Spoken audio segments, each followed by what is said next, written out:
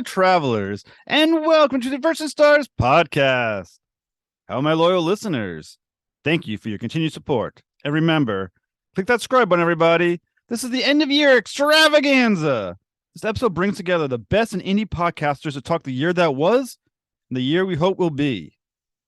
Now join us as we go traversing the stars. Hey, this is Jeff, the Traversing Stars podcast, with some fantastic guests like Kurt Sasso from Geeks Talking. Cody from Keeping It Geekly. And Barney Smith from Storycomic.com. Thank you guys so much for being here. You guys are all awesome. You are some of my favorite podcasts. So I was like, end of the year, let's get you guys together and let's talk podcasting and entertainment. It sounds like a fun time. All right. I hope so. And if it's not, I'm blaming all of you. All right. So the one thing I want to start off with, because we're all podcasts, we're all are interview-based podcasts, entertainment-based. So what was your best podcast moment of the year? Let's start. We'll go around the table. Kurt, Cody, Barney. I think for me, the best interview I had this year, which was Phil Folio from Girl Genius. He came back on the show after a 10 or 14-year hiatus, actually. Oh, wow. He was one of my very first interviews from 2008. So I had a wonderful time talking with him, and his interview is going to be posted in 2023. So that was amazing. You've been doing this for 14 years? 15. Yeah, this will be 15 years. 15th. Yeah. Holy shit. I've been doing this show for a year and a month. So good job. Hey, time blends, as we all know, as interviewers, and it's a great time and 1,000+ interviews down the road, and you'll be in my chair saying, I remember back when. Hey, no, that's funny he says that, because I remember when I first started on the scene, I seen that he had 1,000+, and I was like, that's the number I want to hit. Like, that's my goal right there, without really even knowing Kurt. So it's funny. So you're like the grandpa of podcasters. Let's not bring age into this, guys. Come on. All right, Cody. So for me, I had some really interesting interviews. I would say one of the ones that was kind of like the most wildest for me is having Paul Cornell come on. We were talking about Spacer Country, excuse me. But we also dabbled a little bit into Doctor Who, of course. Couldn't not do that. But it was funny because the stream actually, my OBS kept crashing on me, so I couldn't live stream it. We had to pre-record it. I still made it happen. There's no way I was letting that one drop. That's awesome. How about Barney? Well, I mean, besides Kurt coming on my show, I mean, and besides all the folks Jeff introduces me to, I mean, besides them, I would say there are a few. I have a list of people who come on like 3 times. Then I have them labeled friend of the show. So I had some people come on there, and I've had 2 people come on 5 times. So I had to create a new banner called the 5 Timers Club, kind of like from a la Saturday Night Live. So I had a couple of those people come back on, which is always fun. So yeah, and it's just, and I would say too, Jeff, it's just amazing. It's just it's almost like how all of our, you're looking at all of our shows, we kind of create this microcosm of a community based off of that. So I've been very happy to see these microcosms of communities that are created from our podcasts. I agree 100%. I I think the more the indie podcast community can connect, the better things are. The better we can hype each other, the bigger our shows can get, and the bigger the show, the bigger the guests. I think that's the key to everything. I will say my 2 favorite guests this year, I had David Hewlett on twice, who is freaking amazing. I think we spoke for 2.5 hours. I think only aired an hour of it, but like we have like 2 hours and a half of talking, because he like I said, it's a lot. He's like a wicked nerd, geek and stuff. So we talked forever. And then I had on Armin Shimmerman from Deep Space Nine. That guy, another awesome guy. I think we talked for maybe an hour and a half. He's a novelist. So we talked English and Shakespeare. It was absolutely crazy. And he's coming back in January.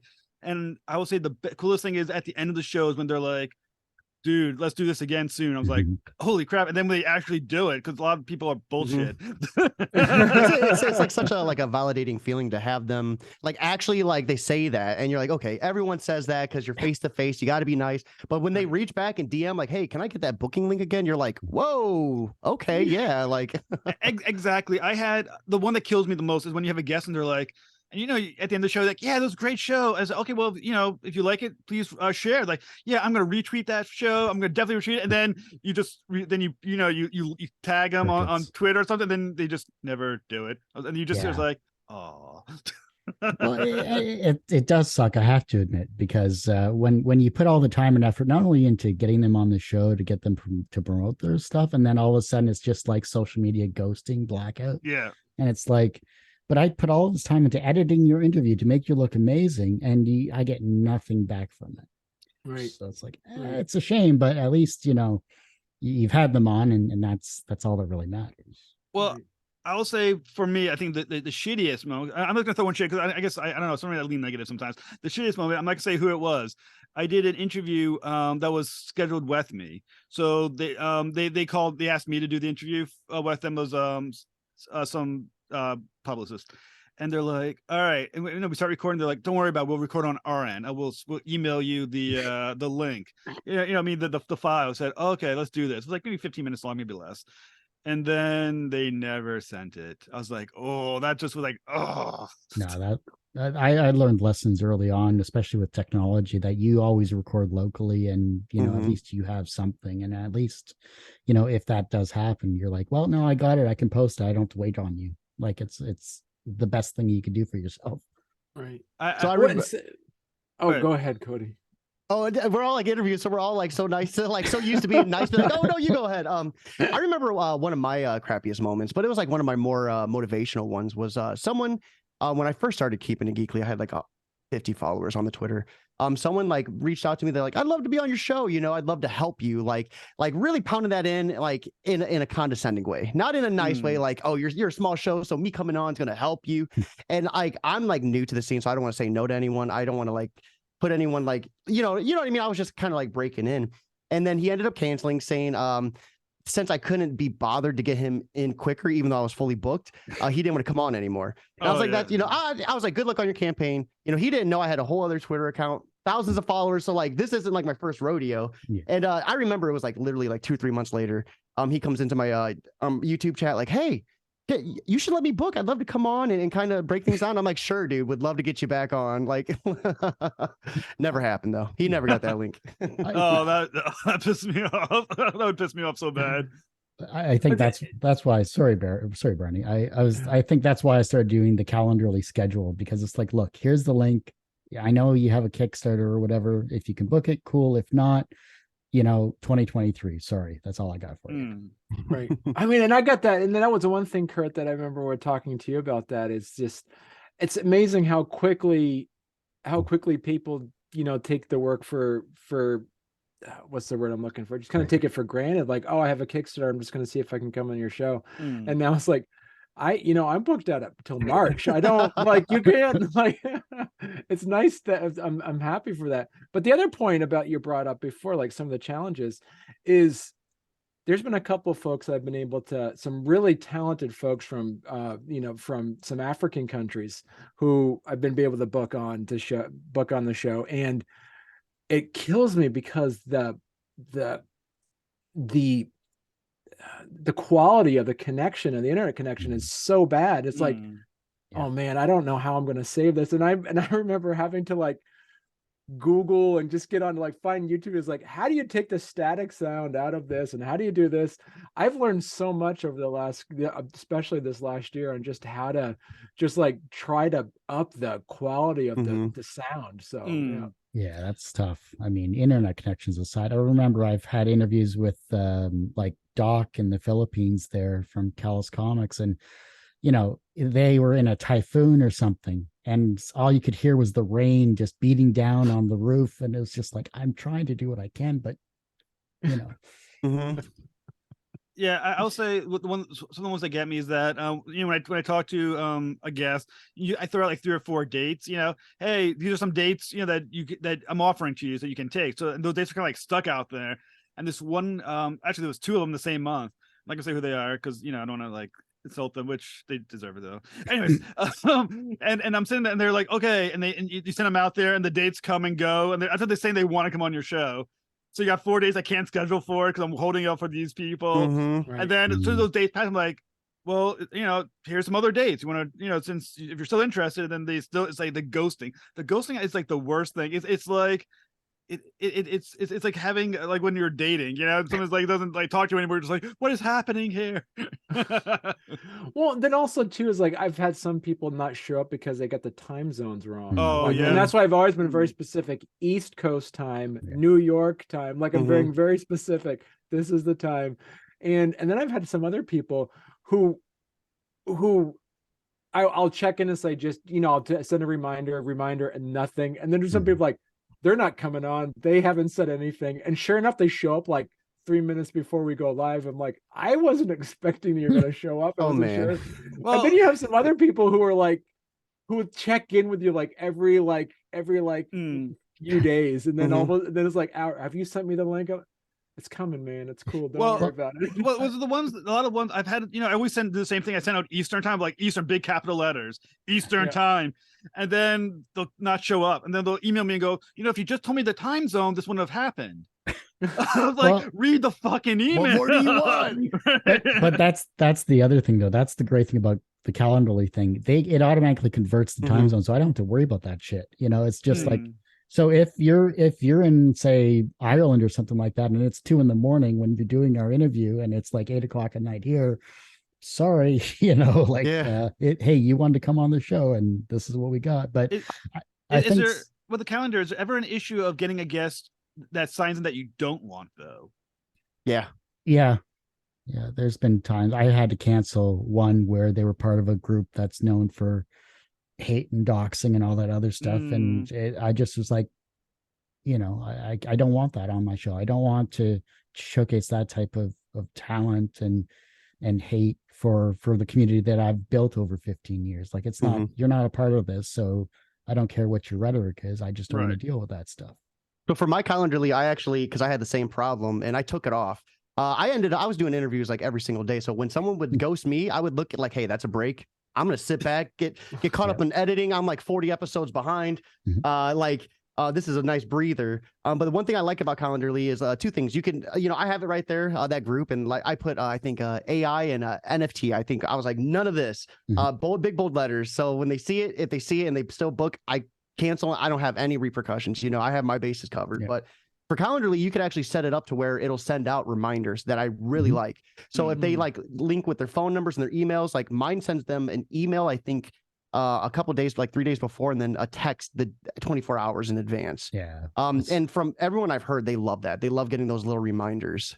And I've taken it a step further, though, is I've actually actively gone through my Calendly list and sent reminders if I say I haven't gotten the image assets or anything like that from them. So I'll make that future reminder saying, hey, I haven't got these yet. Send them to me as quickly as I can so I can get your images done, so I can get your interview edited and ready. And then I do the 24 hours ahead of time through email, because I don't want to spam them with texts or whatever. But I may try that actually like a couple of days before. So that's a good idea. Yeah, I would say that's one of the things I like, because I get to play on the other side too, as be a publicist to other people and book other people. It's amazing how many don't send ever a reminder to you, like, hey, just remember you're on my show, which I always appreciate. The ones that you got to chase down always are like, they kind of aggravate me a little bit. It's like, because sometimes I forget as a publicist, because you got like 3 or 4 people. Guess I can't remember all the dates, but so no, it's great when that the calendars do come around. I did have one guest that was an author of a book that actually, the first book actually I really liked. It was like an indie author and a novelist, and I read his book, and then right before I got him on I was gonna get him on the show. I went into his, I do the background research. I went under his Twitter.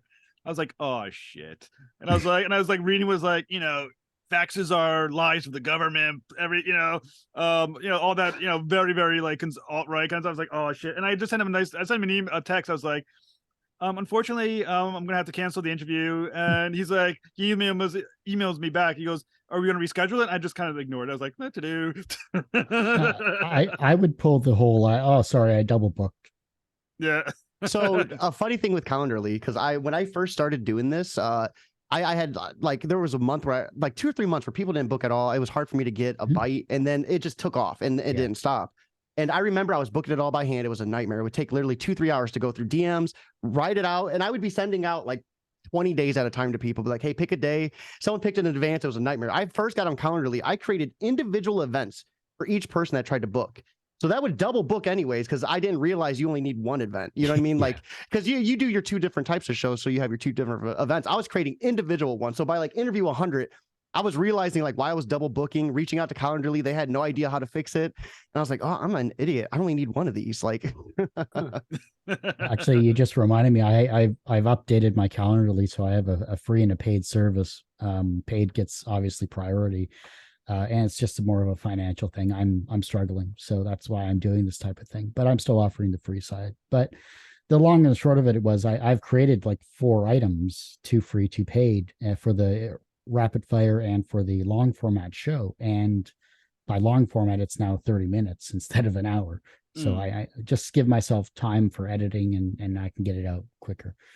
Long story short, though, is I now have to check actually if my long format is double booked. So thanks for reminding me, Cody. I appreciate that. I'll go ahead, Barney. I also did that too. It's like when I first started doing this, I would go on and make these shows last about an hour or so. And now what I've realized is like I'm giving myself more work. yeah. So my long shows are between 30 to 40 minutes because then I have to edit it out every time too. And that was one of the things that I kind of was able to do this year was just let's be more succinct on some of these conversations. And I've really enjoyed it more too. Yeah, I remember when I first started doing this, I would always try to aim for an hour, but if people kept talking, I would go for 2. So I was notorious for being known as like 1 to 2 hours. I would stop, have to do pee breaks. Like, you know, I like, hey man, I'm sorry. Let's take a 5-minute. I just remember I had Ron Randall of the Trekker series. And he was on there and he gave such phenomenal information about just Kickstarters, and his series is like 35 years running, like outstanding. And I remember at the very end of it, he's like, man, it just felt like it just went on too long. And I'm like, you know, you're right. Like you do this way more than I ever could dream of. And like, I should listen to your advice. I made it like 30, 45 minutes after that. I'll say when I was on a previous podcast, Kurt knows which one. I mean, I had conversations, you know, I was like an hour and a half, 2 hours, whatever, you know, and I did that because apparently I wasn't doing the editing. Not that I'm the editor. It's now 30, 40 minutes. It's kind of like, it's the sweet spot now. It's like, I cut the time. I was like, an hour interview, unless it's a real, you know, killer guest I'm talking to that's really going well, like Hewlett or Schumann that went on for a long time. 30, 40 minutes. and you know, Cody, I understand you for sure when it came to the 1 or 2 hours, because that's how the show started on Two Geeks Talking. It was literally a 2-hour interview with webcomic guests and all that stuff. And I'm sure Barney can understands this as well too. But it was it got to the point where it was just rambling and it was just pointless information. The longest Stretching for it. Exactly. Well, yeah, that too, but it was a lot of technology issues as well. The longest interview I ever had on the show was 4 hours, and that was with Trevor Mueller. And that's and only half of that got released. So he's an awesome creator though. I love he did Nexus Point, right? Yeah, Nexus Point, that's right. So what goal that you achieved in 2022 are you most proud of, you guys? Let's go. Well, this time we'll go in reverse. Barney, Cody, Kurt. Okay. Well, one of the things I'm most proud of, I got back into the swing of things and I published I haven't published a graphic novel in quite some time, but I just recently did. For anybody that's been, I actually put out a book of dad jokes. For anyone that follow me on Facebook, I put out a dad joke every week, every day I put out a dad joke. Which reminds me, I'm just going to ask you guys right now here, what goes OOO? Santa walking backwards. So there you go. And that's good though. Yeah. So I published that. And I've been able to, you know, kind of get back into the swing of things. I've just kind of like working on some of my art and just expanding out my brand. So for some of you that work on it, does anybody hear that Caleb Palmquist? He came out with a comic book called The Unicorn Vampire Hunter. Really good comic book. And he basically, what he did is he learned that he needed to make sure his title kind of actually reflects what the thing is about. That way he doesn't have to explain. When someone says Unicorn Vampire Hunter, what's that about? Everybody knows what unicorn, it's basically in the title. So that's the other thing I've been doing. I've been actually taking some of my interviews and I've been making sub-genre podcasts based off of that. So I have one about just children's books. I have one just about Vermont artists and authors because I'm in Vermont. So I'm making like sub subgenre podcast interviews based off of the masthead interview show that I do. So that's something I've been proud of. Awesome. How about you, Cody? Yeah. So for me, just keeping it geekly going. I came from a podcast called Talk Geekly, where it was me and a co-host. We, for lack of better words, broke apart. Very, very not good. And then he took that brand, and out of spite, I formed Keeping It Geekly. It's a little untold secret. This was his catchphrase at the end of the show. So we'd go to end Talk Geekly. I'm like, go ahead and sign us on. He, as always, guys, keep it geekly. So when I first started doing this, I ran with it. And then I remember I had George from Adventures of Wonder Duck. We got in contact in November, did our first interview. He's like, you're a natural at this. I was like, I'm a natural at this. I'm going to do it. It didn't take February. It took like that many months for me to get my next show. And the fact that people wanted to keep coming on, we're at 251 right now, I think, since like pretty much 250 since February. And the fact that people were like, I wouldn't say begging, but like I was booked like a month and a half out, and people were like, put me on a wait list for when someone calls off sick. And when that happened, I'm like, no, I'm taking the day off. I need it. You guys all tell me to take the day off. But like just getting that going, because it's hard to get momentum going. Podcast, if you don't, I think it's like the 7th episode or something. Most podcasts don't reach that, and if you do or something, you're like in the top. Like, there's a crazy monstrous number out there. Like 90% of podcasts don't make it past that 7th episode. So like you're in the top 10 if you do, and like to me that like was validation. Awesome. Yeah, that must be a good feeling to know that you lasted that long, huh? Yeah, I loved it, man. I grew up with a speech impediment, so talking was not my strong point. I mispronounce names all the time, but the thing is rolling with it, making a joke of it, laughing with it, because as long as you're laughing, they're laughing too. How about Kurt? Well, for me, I think it's I have some actually exclusive news that I'll share later on that no one really knows about just yet. So congratulations, Jeff, for getting this first scoop here.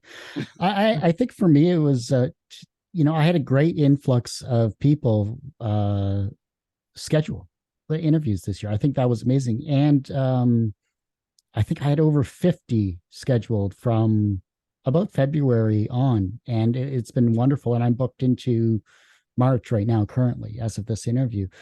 But my subscriber count went up actually by about 125 people on the YouTube channel, which I'm truly amazed and thankful for those that want to follow the show.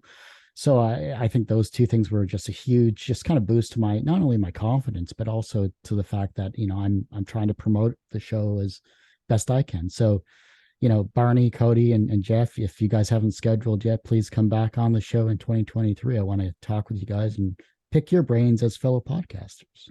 Wow. That's awesome. I'll go ahead. I was gonna say, Jeff, what about you?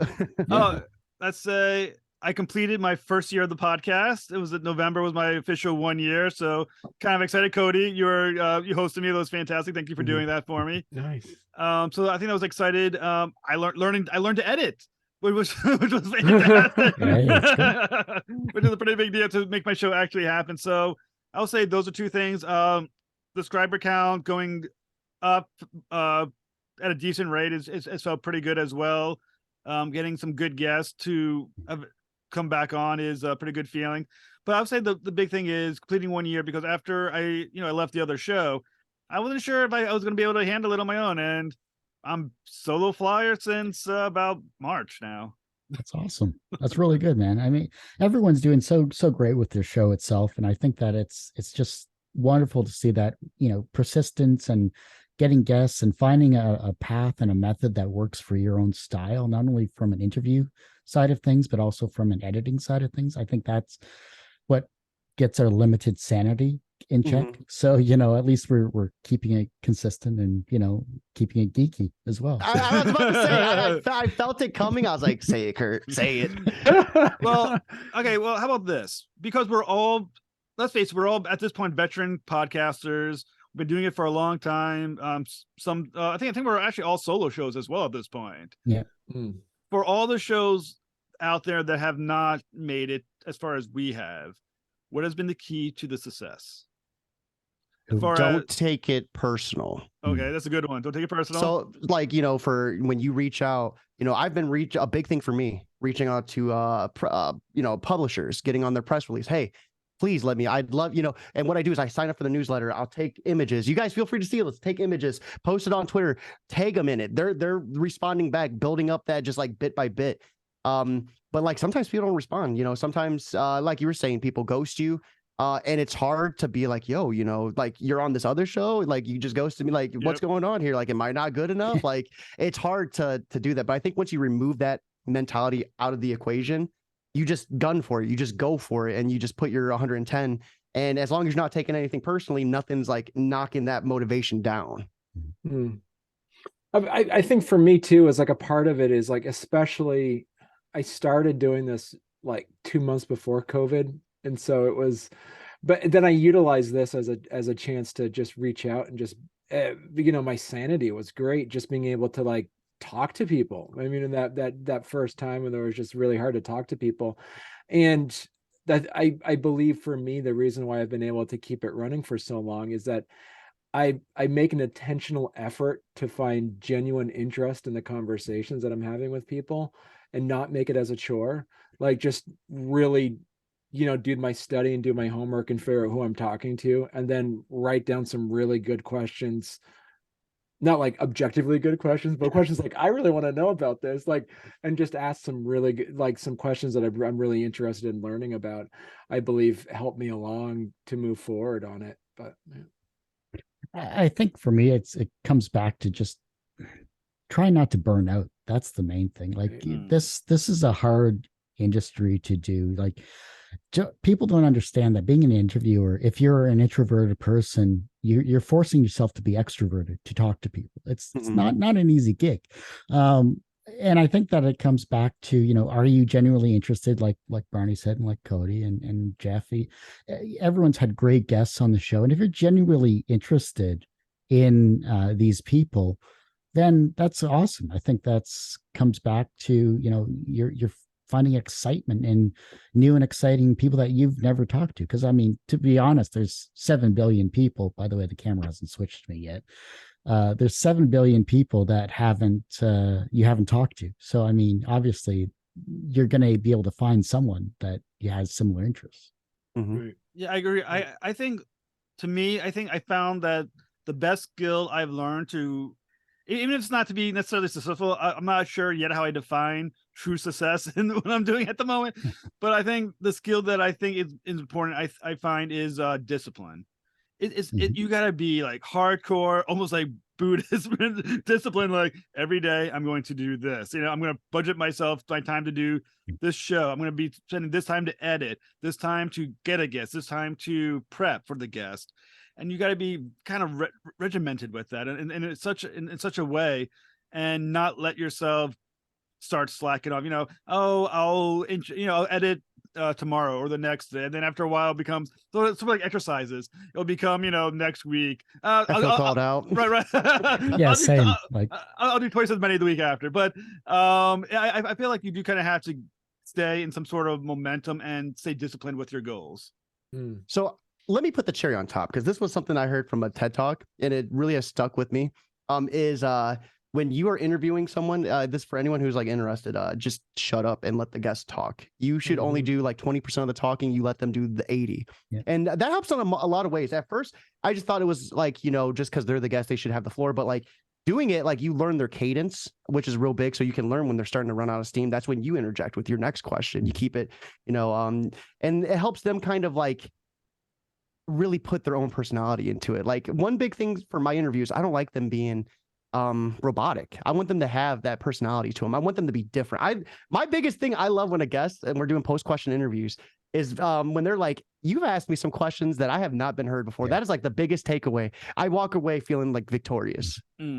Yeah, I definitely can understand that. I actually switched up my questions about 6 or 7 years ago just because they felt too robotic. They felt too canned, and it was just, I need something new and different. I also started a documentary 12 years ago, which forced me to switch my questions. But either way, it was, when you get the things when they say, these are, wow, I had to stop and think about that question, or I haven't been asked that before in interviews. It's refreshing to hear something like that. I think that's amazing, personally. No, I think I remember Cody. That I think I saw that same TED talk where one of the points that they brought up too is just, don't, like you said, don't interrupt, but Mhm. then let them keep going. Because then even when they think you're going to ask another question, just sit quietly, and then they'll keep talking. And that's some of the gold is right there when they just Broadcast start. chicken, yeah. Yeah, they keep talking and like, oh, this is good. Yeah. So, what are your goals? What do you guys your goals for next year? What do you want to accomplish next year that you didn't accomplish in 2022? With your show? I mean, I'm sure there'd be goals beyond the show as well, but let's focus on the show. Well, I'll start. For me, and this is the exclusive then for you here, Jeff, is I'm restarting the podcast. I'm actually currently uploading all of my interviews as of at least 2022 currently to Podbean, and I'm going to finally get the audio version of the show back up and running. So I have a 14-year archive that has quite literally some guests that are either no longer with us and some content that I don't know if I should release, to be honest. It was a different time back then. So we'll see what happens. Well, I will say this. When you learn how to upload to Podbean, please let me know, because I'm right now on Captivate and it blows, and I'd love to get back. I'd love to get Podbeans. I think it's the way to go. Do you guys Podbean's easy. upload to Anchor at all? I've never used Anchor. So Anchor, like, will put it on, like, I think like on multiple platforms. Like, so for me, it puts it on like Google, Apple, Spotify, like all the major ones. But then you could take like I forgot what it is, like the RT whatever code, and you can RSS. yes, you can go to all the different other websites and like input that code, and it'll broadcast it there too. So Podbean will actually, you can link to like literally 20 of these aggregates as well too, including iTunes and all that as well. You just have to link to it, and it automatically submits it. So I'm on like Amazon Prime or whatever it is, the Amazons, as well as a bunch of others, and it just takes everything that I've just done in Podbean as well. So it's plus I already paid for it for the year, so I'm kind of stuck right now. I use Podbean too. Kurt, how about, here's an idea. Here's some unsolicited idea for you. Take your NSTW, what is it, not safe for work, like podcast that you think like you might have, like what you think you want that you would want to do. Put it on a Patreon account and say, here is a paywall that in order for you to listen to these vintage Kurt Sasso. And that's actually what I am going to do. I definitely am going to do that as well. There's a lot. I had a lot of after hour shows in the early 2000s that I'm really not sure it should go anywhere, to be honest. But I will definitely take that into consideration, buddy, for sure. That is on my list. But honestly, if you can help me figure out Podbean so I can get it out of Captivate, please do so, because Captivate, like I said, it's an awful platform from what I'm saying. Podbean honestly is super easy. It's literally upload the MP3, do the title, do this quick blurb. If you want to edit the actual URL of the podcast itself, then by all means put it there, and away you go. And honestly, I uploaded about 20 interviews from this year alone so far, and it's just been amazing. The only thing I don't like about it is the title image that it has. It's in a square format, so I got to kind of reformat a bunch of my images. So well, that's a good question. What do you all use for like image creating? Do you use Canva or what do you use? Canvas for me. It's free. Yeah, I use an app on the iPhone. It's called Photoleap. So you can, it's free, I think, and you can layer up to like 3 or 4 images, and then it's like just $9 a month, and you can layer up to 50. Sorry, I use Photoshop just because I had a version of it, and not the old CS2 that was illegal back in the day. No, I use because I have a template for it. So all I've done, I have all my layers, and I just change my text and then I upload. But yeah. That's exactly what I do. I go to image, replace with a new image, and then just change out the name on the bottom. I will say, like, my level of editing is like as simple as possible, though, because at the time I was doing these interviews every day, like 7 days a week, or 5 to 6. So for me, like, I'd get in there, cut out the intro, put my 9-second intro in there, make sure the audio hits a good listening level, where I can sit, blare it, it's not hurting. And then it's off to the races. Like, I don't even cut out sniffles or coughs. I didn't have the time. That might change now that I only do 4 a week. But like, I give you guys props for like going in there and like all the minute details. Like that is just. Whew. It's a pain, but it's worth it. You know, once you get into a clean piece of audio and you cut out all the ums and the ahs and the maybe the disconnected answers that are given, it makes things so much nicer, I think. Well, I used, so this is getting back to that point about talking about no burnout. I learned, like, I started doing it by accident the first year, but then I actually make it a point to do this. I take mid-December to mid-January off. I don't do any recording. It's my month off, and that gives me that chance to kind of like, you know, sit down and refresh, which is funny because, as you all know, doing an interviewing isn't like riding a bike. Like, if you don't do it for a month and you get back into it, you have to get your pace back together again. Yeah, what's that? How do I do my intro and outro again? Screw it. I'll pre-record and I'll post it. And yeah, it's fine. Oh man, I can't tell you how many times I went to go do an outro and I forgot what day it was, and then they like look at me. They're like, "It's Saturday, man." I'm like, "Oh, well, there's something for me to clean up in the post." Well, don't say the date and you're fine. What gets me all the time is that like Cody, I have a speech impediment as well. So I chose a title apparently that I have problems saying. So I'm like, traversing the sauce. Oh, fuck. The amount of times I have clips on me that just says, fuck, shit, fuck. God damn it. So I remember, oh man, when when Global Comics and Source Point Press did the print on demand, the big merger, I had the opportunity to get them both on the show and talk about that. I remember right when I was getting ready to start, I kept stumbling the intro. And it's like, keep it a Geekly we did. And I'm like, okay, guys, let's redo that. And then I kept messing up Josh's last name. And then I just went with it. It was the most like, so let me ask you this. What do you guys do when you have an embarrassing moment? Like, how do you like rebound from that? Because it's live. Like, how do you like bounce back from it? This is why I pre-record and I say, fuck it. And I edit it. It's easier. I will say there, I record. I do not do live because I know just my speech is going to be all over the place. And the amount of times I've gotten people's last names like, oh, hi, welcome to the stars. And I've got, and I got to say mess up the last name. I'm just like, I know it's going to edit it out. And I tell the guest, I go, don't worry about it. This is going to sound very intelligent when I finish editing. I'll make you look good. Yeah. So what I do is like, because I do a couple things. One, I do a live stream just on through my YouTube and Facebook page. I live stream it just as and then what I do, I keep it on for 24 hours. Then I take it down and then I just save it for my Patreon folks. But anytime I mess up, like, I'm recording this, I'm going to add it in with the bumper music, everything. Anytime that I mess up, what I do is I chunk those and I throw them to the post credits.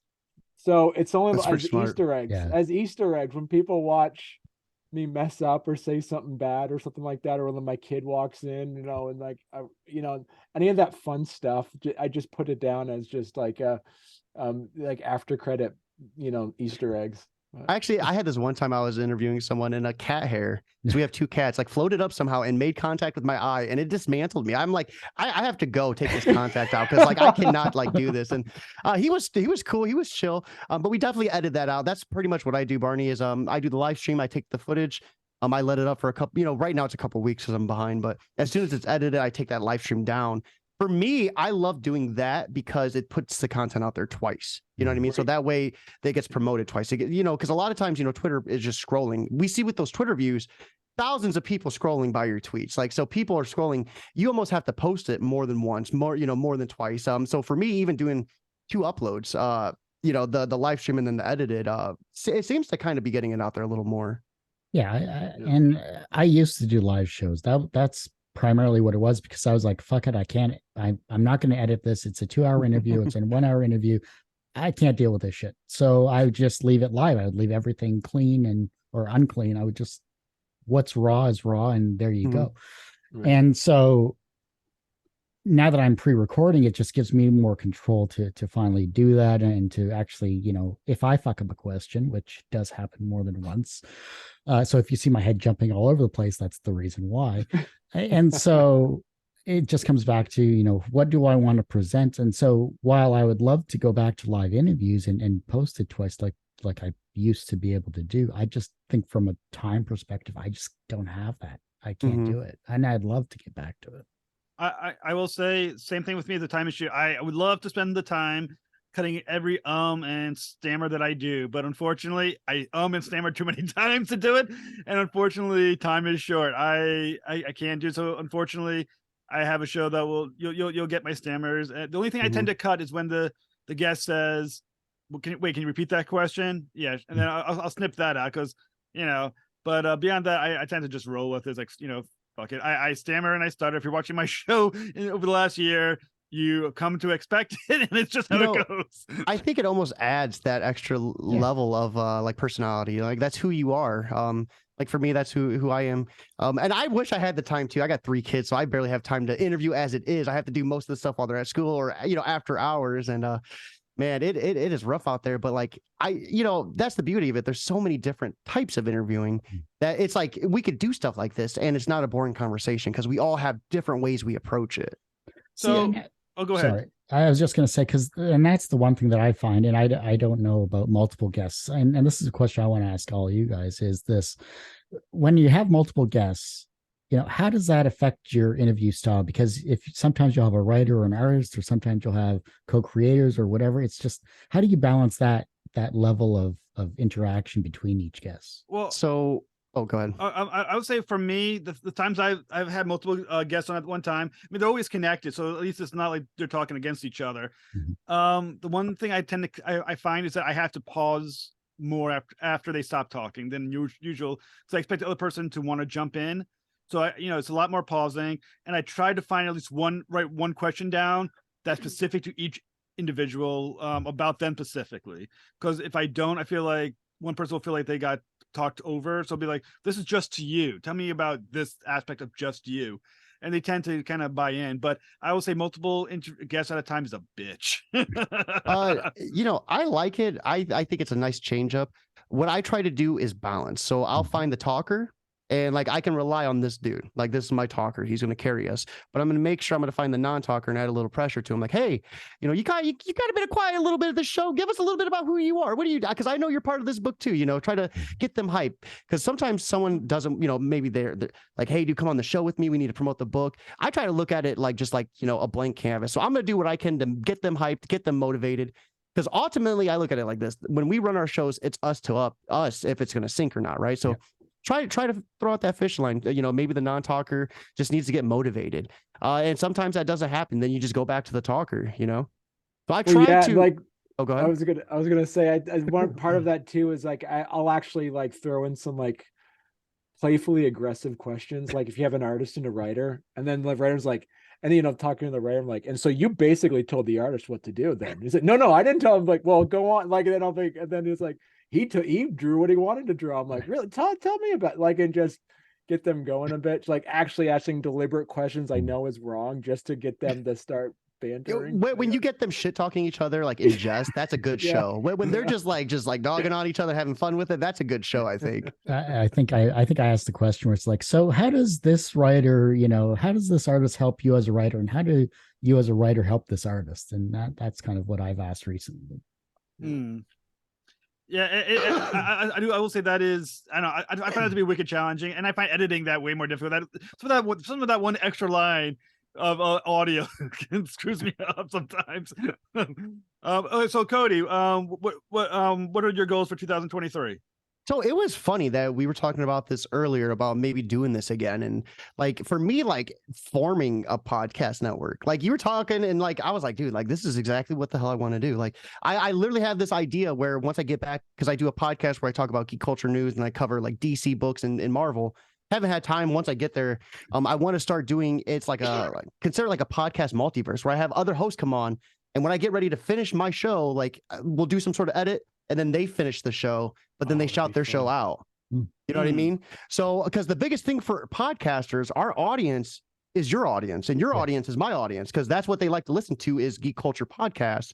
So, like, taking away that barrier just opens up the pot for everybody. Well, I mean, if you add up everyone's podcast subscribers, I'm sure we hit 1,000 subscribers. If we could get our subscribers to share everybody else's subscribers, we would all be able to make some money on this shit. Dude, I'm talking like, like me and Kurt, we shared Trevor Mueller. Yeah. I almost forgot Nexus Point. right there, perfect opportunity. We both could have cross promoted that. Like, hey, this is my sit down. Be sure to check out Kurt's. You know what I mean? I just don't know how to do that without it being a burden. Because like, here's how you do it. Here's how you do it. And this is something I've been thinking about for a little bit. If we're all on YouTube and we're all have our end cards for everything like that, there's a link where you can literally create a screen that says check out this interview or something along that line, and that allows us to link to other interviews or other channels for that matter. So rather than if you have already edited the interview, instead of putting it into the interview itself, put it into your show notes saying, hey, if you want to check out Trevor Mueller on Two Geeks Talking, here's a link here. You know, at least then it's. I meant like promoting, like on Twitter. You know what I mean? Like where you can like actually at them and have their video link. Like honestly, because I think what I'm doing right now, like I enjoy what I'm doing. I think I'm at a level where I can just have the calendar link and I'll get, you know, people booking on. I try to do a show where I really give a voice to all indie creators. So like, as long as they got a book out there, that's been my thing. You know, they have a show, but really focusing on getting all of us united. You know, what if I'm just throwing this out there as an idea. We're talking about Twitter. What if we created an account, or I can make the account? We'll call the name like Podcasters Unite, and we give the password to all of us. So we all post our shit to this one Twitter account that will promote ourselves, you know, consistently. We can put whatever we want on it, but we could all share the same account. Yeah, I don't see an issue. See if the name's taken though first. Yeah, I mean, obviously, if it is taken, Podcast Unite too. No, just kidding. The real podcasters across the stars. Yes. Well, yeah. Well, you know, I was just thinking too. It's like one of those, like, you know, like those little coffee cards, like having guests. They get to punch a little hole if they visit each. Oh, yeah. There you go. And then they get a free if you've done the circuit, you know, and you present your punch card at each interview, you know. Yeah. But they have to share like, okay, unfortunately, we're all broke. So I don't know what kind of gifts. Like, you get this piece of taffy. Hey, so I'm actually cup of coffee, Jeff. You get a free cup of coffee. We're doing I'm doing the Geeklys, which is an award ceremony for people who's been on my show, and I'm actually going to 3D print like trophies to send to anyone who wants them. Okay, so for me, fancy. I've been doing a lot of like, I don't just interview. I listen. I truly listen to every creator that comes on. And Charlie Stickney from the game, he came on. He's like, I got these playing cards. He's like, a big thing for me is really trying to get merchandise out there. I'm like, that's smart, because you could pick it up. You can pick that up and look at it, hold it. People can get a Geekly, take a picture with it. Boom. That's like free advertisement for me. Like Cody Funko Pop. Know? I have one right here. A Cody Funko Pop. Nice. But awesome. Like getting merchandise out there too, like because like then people wear it and that's free advertisement. Mm-hmm. Well, like I said, this is after the show, at some point we should connect again and try to figure out how we want to work this out and try to create a Podcasters Unite community where we're all pushing, promoting, and hopefully sharing listeners. Yeah, I think it's the best way, because you know we're in our own vacuums as it is social media wise. So I think that the only way we can all improve, not only guest wise, but as people, is to share who we have on the show, and maybe it'll inspire someone else, whether it's comics, TV, film, music, or video games. That'd be absolutely awesome. Barney, goals for 2023. Well, I'm definitely going to put a sequel book, Dadder Jokes. So that's going to be coming out. Nice. But I like that idea. It's just like what you're talking about, of just being able to, how to make sure to connect. We have, as we say, there's Cody, I just subscribed to your YouTube channel. Thank you. And just looking at also, it's just like how many people like on Kurt's show and Cody's show that I've seen, and then on Jeff's show that is like, hey, they were on my show. That's so cool. And then there's some people like, I have no idea why I don't know this person. This doesn't make any sense. So it'd be kind of interesting too, to just also do more of that networking in between, to say, hey, definitely get hooked up on this other show, or definitely go check out this artist or comic book artist or indie creator. That actually brings up a good point, because with our Calendly links that we have at our outro type deal emails to these guests, you can say, hey, you should also, if you're looking for other interviews, you should check out and insert our contact information for everyone else as well. No, that's a good idea too. That's a big thing. Twitter has been a big part of like the growth for Keeping It Geekly. So that's why anytime I see that stuff, I'm always trying to add everyone I can. And I try not to be annoying about it, but I know, like when I first started this, I had a tweet that took off. That was the thing. I had a tweet looking for podcasts or looking for creators. It had no hits. One of my guests retweeted it, Nina Amberlin, and she retweeted it. Had 100 responses, and I spent literally. I was like, this is it. Either I sit down and I take this seriously, or I don't. And I took down in like 3 or 4 days, off and on. I went through and responded to each and every person. That's when I was using the actual physical calendar. Nightmare. But man, it's just, I reached out to, I won't name names, but there was like 3 or 4 people I reached out like, hey, I have a crap load of guests. Like, do you want to take some of this? Ghosted. And that's why I said earlier, like when you get into this, can't take it personal, because I look back and like some of those shows are asking for guests. And I'm like, well, could have had them. I'm sorry. Yeah. So let's, we'll end like this. I got two last questions. The first one, if we had a dream guest for 2023, who's the dream guest? We'll go Kurt, Cody, Barney. Oh, that's tough. I think for me it would be and I want to get the name right just so I don't misgender. It's Elliot Page. That's it. Oh, okay, Thank you. gotcha. Yep. I think he would be a great guest to not only to see from the entertainment interview side of things, but also as an amazing actor itself.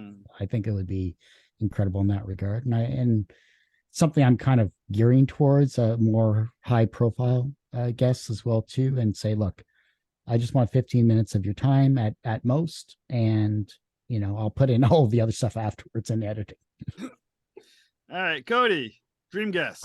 Steve Orlando. Because when I was first doing Talk Geekly, I remember we always strive to do interviews. Never did a single one. And we were together for a year, maybe a year and a half. Never did a single interview with anyone.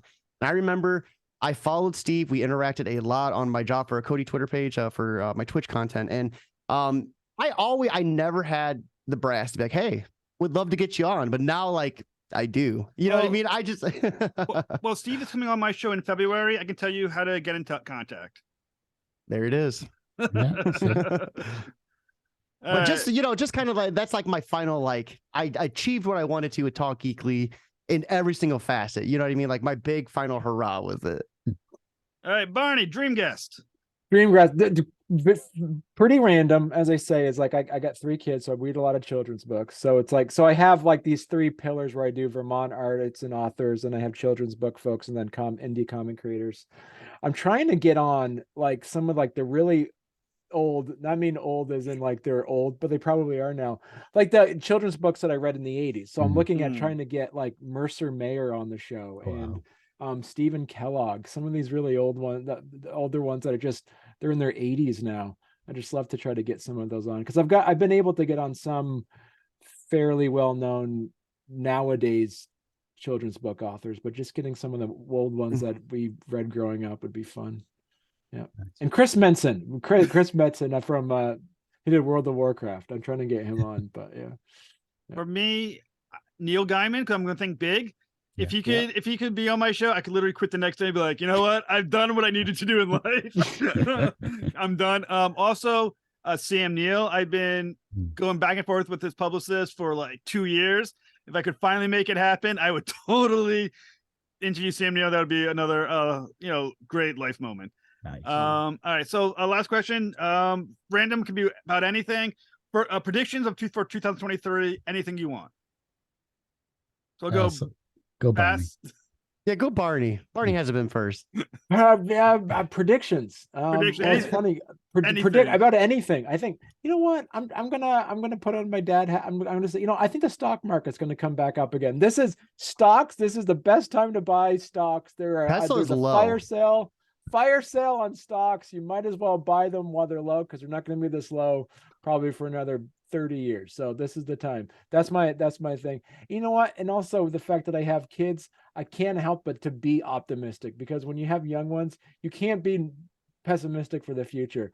We're in a really good, I am very hopeful for the future in general, for the future for indie comic creators as well. So yeah. All right, Cody. Prediction for 2023.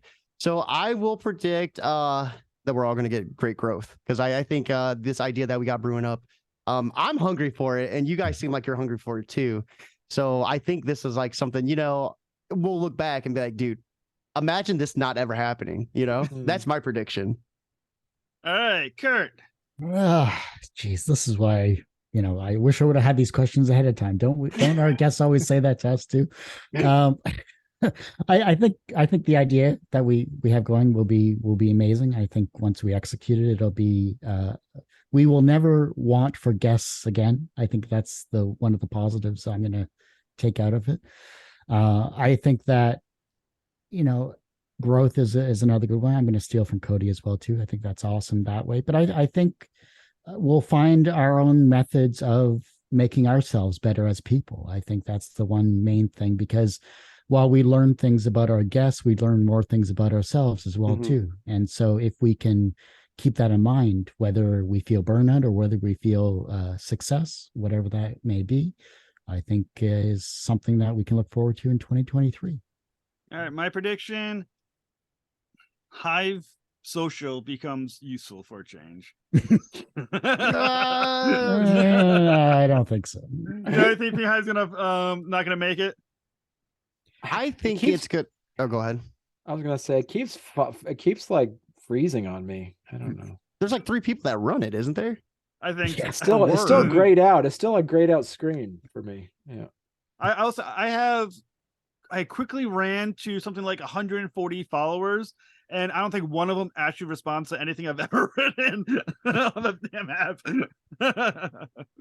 Yeah, maybe we'll find a social media platform that'll actually be beneficial for our own growth as well too. That's the main that would be absolutely social media actually be functional for those who are not blue dotted or whatever blue check marks you are. I paid for mine. I know. I'm sorry. Your fault. No, just kidding. But I have seen some posts like just take off, like posts that normally wouldn't have, because I study algorithms. I study that stuff. I like, that's a big part of this, right? Is knowing where your content's going, who's consuming it.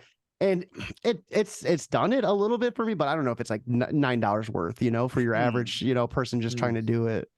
It's still, I'm still waiting for it to take off and get my money's worth though. There's a few things that I've noticed too, because just like you reading about just what are your alternatives, and some of them we've always been using, but we just haven't been using. Well, like Reddit, people are talking about. There's really good subreddits that might be beneficial. See, you got to know how to travel it though. Yeah, the problem with Reddit, I've been banned by so many Reddit groups at this point. If you don't if you're not spending most of your day posting on these groups, they will often ban you for posting anything. And I've been banned by so many freaking groups. I'm surprised they still let me on Reddit. I try to post like, you're spamming, you're banned, permanently banned, perma-banned. I was like, dude, I'm posting. I don't have the time to post every freaking group I'm going to post something to. So what do you guys, where do you all upload? Like, I know a lot of you don't do the live streaming. Like for me, when I do my streams, like I live stream on Facebook, Instagram, YouTube, and Twitter and Twitch all at the same time. Instagram, not so much now, because I got to figure that out. My next goal is to do Instagram and TikTok together, because the base canvas resolution, you got to do the 1x1 instead of your landscape. So that's my next thing. But where do you guys all uploading on in terms of major social media platforms? Well, listen, I do YouTube, but I promote on Facebook like crazy. Always on Facebook, posting on every group possible. Twitter, I think it's 4% of my views. Facebook's like 25 to 30. Reddit's around 20, and then Instagram, I don't know if it exists. Hive and Tribal less than 0. Yeah, I think for me it's Twitter. Now that I have the podcast going, it's linking to other things, so I think I'm going to get some more traction that way. It's mainly Twitter, YouTube, and if I remember to post to my actual Facebook group, I do it there as well too.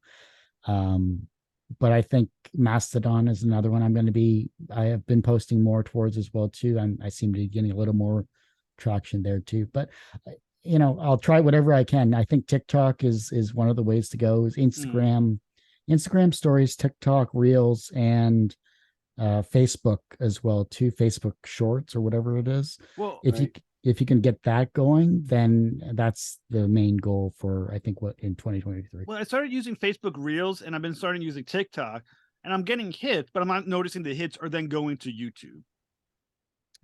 So it takes time.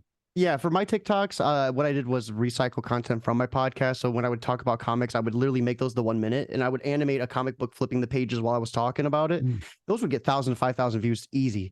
Never saw anything lead to the YouTube, but my thing is to try to hit 1,000 followers so that I can start live streaming on YouTube, and hopefully that'll get people to want to come, because my idea is to get them when they see me live interviewing, to hook them, because YouTube. So here's a big thing for you guys too. Only I think it's like 10% of the world speaks English. So I'm trying to figure out a way on how I could do content and have it like transcribed for like Spanish or something. Like Mr. Beast was, I study a lot of Mr. Beast because it might sound dumb, but he's successful at what he does with the YouTube content. And he gets hit big on his channels that are like in Spanish and in different languages, but he also has the money for it. I'm pretty sure Zoom automatically does translation. Because I get when I look up YouTube Buddy and or YouTube Studio, and it shows me what I've got, it shows translation on there, and I'm not doing translations myself, so I'm pretty sure Zoom is automatically setting up a translation function. But it's not that though. It's actually YouTube itself that's actually doing the translation. So if you can find the, if they can if it's public first off, and YouTube allows you. And it gets views or whatever the case might be, but it does the auto translate for it. So whether or not that's actually correct or not. Oh, really? So yeah. He actually had a whole different channel dedicated just to all his videos in like a different language. So he was saying he actually paid 3 different people to listen to it and write it out. You know what I mean? Make sure it all like went together. Yeah. So you can either do that if you have the money, or you can wait for YouTube to do the auto translate in English, and then you could auto translate it through apps. Because I mean, think about that. Like as soon as that happens, like that's like thousands of views of people who weren't able to access it. There's like that big wall. Right. I agree. Yeah, it's I've seen also too, as to answer your question, like through the StreamYard app, you live, as you say, the destinations. You go to Twitch, and I go to Twitch and YouTube and Facebook and things like that. But but like you said, that's a really good idea, even just to add it up with like TikTok, of just making 1 minute videos of just snipping of like one of your interviews and just going to artlist.io and just downloading some inspirational music in the background or something. And just, a little thing I do that I want to start taking advantage of, but I do it on Twitter anyways, is I always ask a question at the end for them, a little piece of advice for anyone, a new creator in the area. So that's my thing. Maybe ask a question that you have, that you can like take and just, that's your content right there for TikTok. Every interview, boom, boom. See, I have to filter through a lot of my stuff, because sometimes I'll take my last 4 questions as their response, and I'll cut it down. Or if I hear something during the interview, like when I talked to Phil Folio, he talked about, how social media, if you're new to it, if you happen to kick a dog or something like that, your life would be ruined if it gets posted on YouTube or whatever. And so I snipped that and I used that as some of my TikTok and got like 1,000 views on it. So I'm trying to find interesting ways to do that. But I like your idea with a single question. I think that'd be good as well. Because I always at the end, hey, we're getting ready to end this, but before we do, I always, and then I bleed into that, because I like having that as a platform, because there are going to be new creators that listen to your interview because they're like, hey, I love this guy, like I want to learn what he's doing. And like for me, like it's just, I haven't capitalized on TikTok. That's like just taking a back seat. But as soon as I do, I eventually want to interview, take an hour break, then rebroadcast that interview to Instagram and TikTok at the same time. But that's like months away, I use Yellow Duck in case anyone's interested on how to get Instagram. That was the only way I found. I was gonna say, but do they recognize it? I thought there was some. So you take what's the code again, Kurt? The RT RSS feed. Yes, you take that, and then there's another thing you take and you copy and paste it into, because I use Restream. So I don't know how I would almost imagine you do it the same way for StreamYard, because it'll give you like the stream key and then the code, and then you just copy and paste that into the destination. But the thing is, if you don't have it as a 1:1 ratio, it'll superimpose on the middle of your interview. Right. So it just like super zooms in, which is, I hated that. Right. But it's tough when you have a 2-shot set up and then you go like flipping between. So that's how, unfortunately, I've screwed myself for that. But Right. so I have to edit everything manually. Which does suck. See, it's cool though. I have so much respect for that type of interview. I just do not have the time and energy. Like it just seems like it'd be so like because it's and my biggest thing is like in the beginning, I'd always forget to like save. Or my media cache in Adobe Premiere would be filled up too quickly. So the video would export and only like half of it would play and the rest of it would be a black screen. Oh, wow. Nightmares, dude. So I couldn't imagine putting that much work and then just having it just go to wash for me. Yeah, that's why I record locally and I don't even bother saving on Zoom. It just makes my life a lot easier because if I screw up or if my computer freezes, which it has happened, then it'd be like, oh shit, why has this not been counting down for the past 30 minutes? You know, it's one of those. Well, I want to thank everybody for joining our end of the year Podcasters Unite. Hopefully, episode 1. There'll be some in the future. So I'm stuck with that name. I know. Oh, Until someone takes it, I'm just gonna cry about it for a while, then change it to Podcast United Better. I don't know. Yeah, too. All right. So you guys, so please start. We'll say your name, shout out your show, and then we'll wrap it up. So we'll do Kurt, Cody, Barney. all right. Hey, all. Kurt Sasso here from Geeks Talking, an entertainment industry interview show where we interview the creative people from the comic, film, TV, movie, and video game industries. And you can, of course, find me on YouTube, which is youtube.com/c/TGT media, and our linktree, linktree.com/2 Geeks Talking. That's the word 2, not the number 2. I think I forgot my intro now. I was so mesmerized by that. I think I forgot mine. So let me give it. It's been a couple days. Let me give it a go. Yo, what's up, everybody? It's Cody from Keeping It Geekly here with another awesome indie comic interview. Changing it up a little bit because I'm not interviewing anyone, but I bring the greatest and latest from video games to comic books and everything in between. You can find me at Keeping It Geekly on all of my respective social media platforms. Okay, but mine, you guys have really good ones. I always have to fill in the blank. So mine is always welcome to Storycomic Presents, where we interview amazing storytellers and artists. This is episode blah blah blah. I'm your host, Barney Smith with Storycomic.com, and we're excited to have with us the blah blah blah blah blah blah. That's usually what I do. And this is Traversing the Stars, and you already know it because you're watching it. So thank you everybody for coming on the show.